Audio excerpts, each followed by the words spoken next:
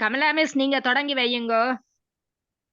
சரி அப்ப ஒரு இல்ல பொறுத்தனாங்க. ஓகே ரெக்கார்டிங் போகுதானே? Okay okay. ஆமா.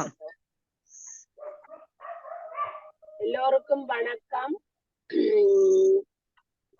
இன்று திருக்குறள் உங்களுக்கு திருக்குறள் பற்றி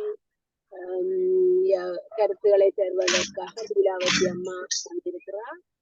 அவை வருக வருக வந்து வரவேற்கிறோம். லீலாவதி அம்மா அதுக்கு முதல் யாரெண்டாலும் ஒரு ஆள் லீலாவதி அம்மா நீங்களே படிங்க. வேற பேரண்ட நான் செட் பண்ணல, நீங்க படி.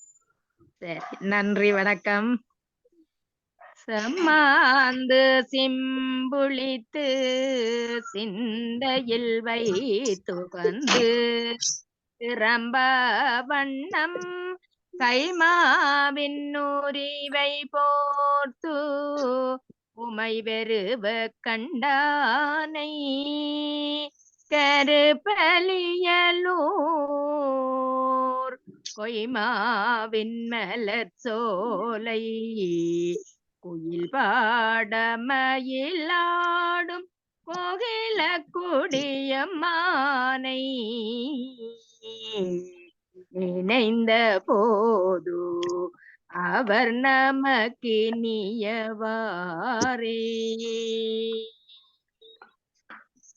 அண்ணலே என்னை ஆண்டு கொண்டருளிய அமுதே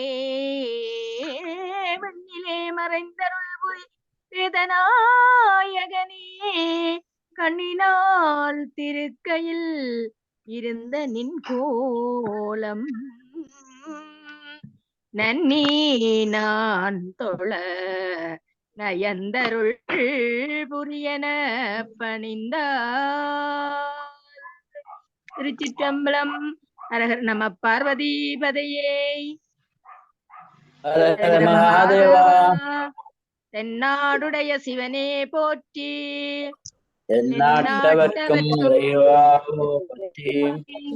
இன்பமே சூழ்க எல்லோரும் வாழ்க.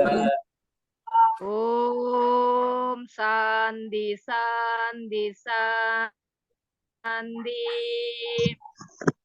இப்பொழுது விரைக்கு வருவோம். இன்றைய தடங்கள் சில இதுக்காக இறைவனுக்கு இந்த திருவருளையும் நாங்கள் வந்தித்துக் கொண்டு இல்லாமல்ல இறையர்களும் திருவருளும் கைகூட்டி இந்த விரிவுரையை சிறப்பாக நடத்த அருள் புரிய வேண்டும் என்று கேட்டுக்கொண்டு முதலாவதாக நான் கூற விரும்புவது என்னென்றால், இந்த திருக்குறள் என்னும் அதிகாரம், திருக்குறள் பற்றிய அந்த விழிப்பு எல்லோருக்கும், அதாவது இளம் சைவ புலவர்களாக இருந்தால் அவர்களுக்கு அறத்துப்பால் முழுவதும், சைவ புலவர்களாக இருந்தால் திருக்குறளின் உட்கிடை சைவ சித்தாந்தமே என்கின்ற சிலபஸும் அவர்களுக்கு இருக்கின்றது. ஆகையால் இந்த இரு பகுதியினரும் இது தங்களுக்குரிய பகுதி இல்லை என்று சொல்லி உண்மையிலேயே தவிர்த்து கொள்ளாமல் நாங்கள் கூறுகின்ற விடயங்களை கிரகித்திருந்தால் அந்த திருக்குறள் சம்பந்தமாக பரீட்சையில் வரும் கேள்விகளுக்கு விடை எழுதி பரிபூர்ணமான புள்ளிகளை இலகுவாக பெற்றுக் கொள்ளலாம் என்பதை நான் இதிலே குறிப்பிட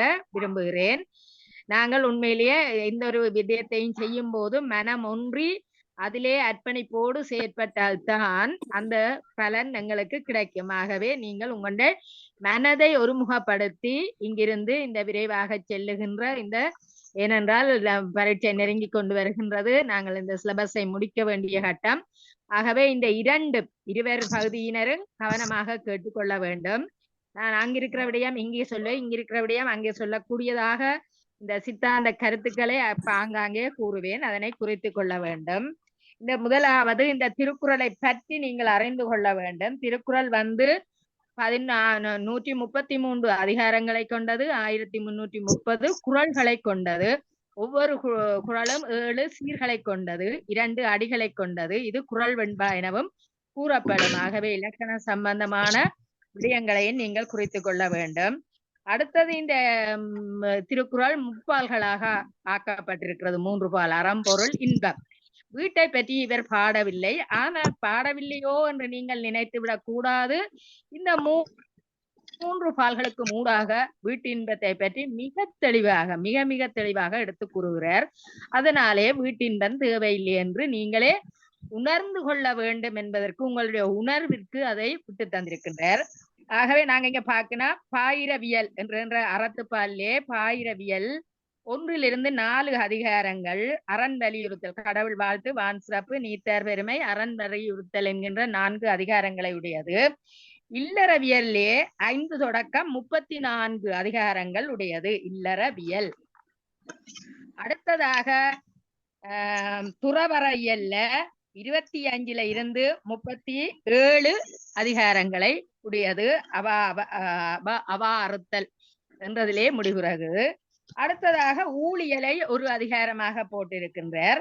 அது 38வது அதிகாரம் ஊழியல். இந்த அறத்துப்பாலை மட்டும்தான் நாங்கள் சித்தாந்தத்துக்கு சரி இங்கால எங்களுடைய சிலபஸுக்கு சரி நாங்கள் இதனை படித்துக் கொள்ள வேண்டும். உண்மையிலேயே திருக்குறள் படிக்க படிக்க இன்பம் தருவது. அதனை முழுமையாக நீங்க கற்றுக்கொள்ள வேண்டும். இந்த திருக்குறளுக்கு வேறு ஏதாவது இந்த வேறு பெயர்கள் இருக்கின்றது என்று சொல்லி சொன்னால், திருக்குறளின் வேறு பெயர் முப்பால் நூல். குறித்துக் கொள்ளுவார்கள், குறித்துக் கொள்ளுங்க. ரெக்கார்டிங் தானே, நீங்க பேருந்தும் போட்டு கேட்டுக்கொள்ளலாம். உத்தரவேதம், தெய்வ நூல், திருவள்ளுவர், பொய்யாமொழி, வாயுரை வாழ்த்து, தமிழ்மறை, பொதுமறை. இது திருக்குறளுக்கு உரிய வேறு பெயர்கள். இதுல திருவள்ளுவர் என்கின்ற ஒன்று பெயர் வருகின்றது திருக்குறளுக்கு. அது உங்களுக்கு தெரிய வேண்டும். இது கர்த்தா ஆகு பெயர்.